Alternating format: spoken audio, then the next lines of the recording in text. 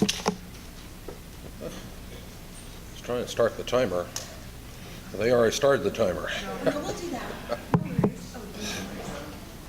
I'm Vernon Robinson, and I want to serve you as your representative of the United States Congress. Many of you know that I'm a conservative. The folks who don't know that can take reference to the Winston-Salem Journal, who was upset with me again. And 12 years ago wrote, "Jesse Helms is back. This time he's black." I would have paid him $10,000 to write that, by the way. You know, I went to the Air Force Academy, was honored to serve this country in uniform, and we've sort of fallen out of that tradition. You know, there is no person who served in uniform in the United States Congress from North Carolina any longer. Howard Coble was the last one. We have no representative on the Veterans Affairs Committee. And a general told us why, and it almost broke the audience heart. You can't raise any money on the Veterans Affairs Committee. You can only take care of veterans. And the Congress does all these things that it has no business doing, and has failed miserably, including the comment of the guy who should be fired today for saying we shouldn't worry about the lines in the... So if you send me to Congress, I will sign up to serve on Veterans Affairs because I can raise the money someplace else. I'm going to let you check out vernonrobinson.org to look at the policy positions. I'd like to spend the rest of the time, well, there is one thing I'd like to say, and that is that I'm not running for Congress for a career. I'm not running the Congress to bring back the bacon and borrow money we don't have and give your grandchildren the bill. Many of the people fought to create a Republican majority in the 2010, and again and again and again, and had nothing to show for it.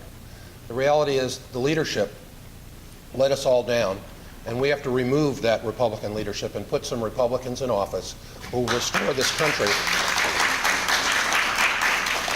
as a limited constitutional government grounded in Christian values.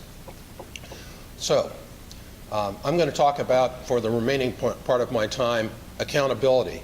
I'm committed to tweeting and Facebooking every vote I cast in the Congress because it will better inform the electorate about what the Congress is doing and what their congressman is doing.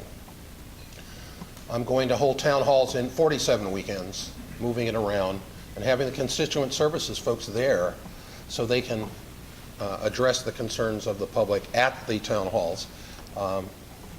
And finally, I encourage you all to go to heritageaction.com to sign up as a sentinel, because the problem with citizens being involved with their government is that they don't have the information in a timely fashion to intervene at the fulcrum of decision. We have one sacred obligation, ladies and gentlemen, and that is to leave to our children and grandchildren America at least as free as the one in which we are born. We've utterly failed. We're in a war. You need to send a warrior. I'm Vernon Robinson. Send me. Thank you, Vernon Robinson. Here's your question. Regarding Obamacare, if heaven forbid Hillary Clinton is elected president and Republicans do not have veto-proof majorities in Congress, how will you approach bills that may make Obamacare less damaging to patients and businesses? If Hillary Clinton is elected president, I may have to resign my seat in Congress, lose 90 pounds, and become a militia commander.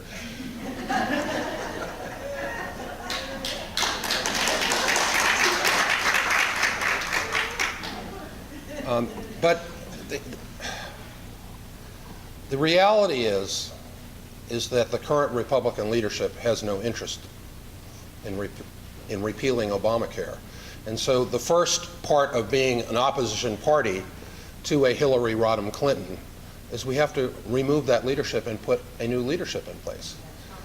If you think about them not cutting a single dime out of an appropriation bill for Obamacare for 6 years, that is horrendous.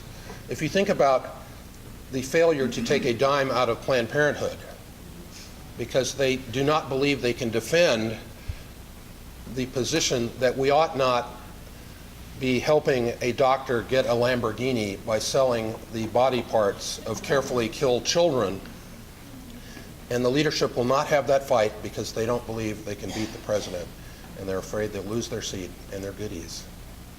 Ladies and gentlemen, we have to have that fight, or we have to close up as a Republican Party. Thank you very much.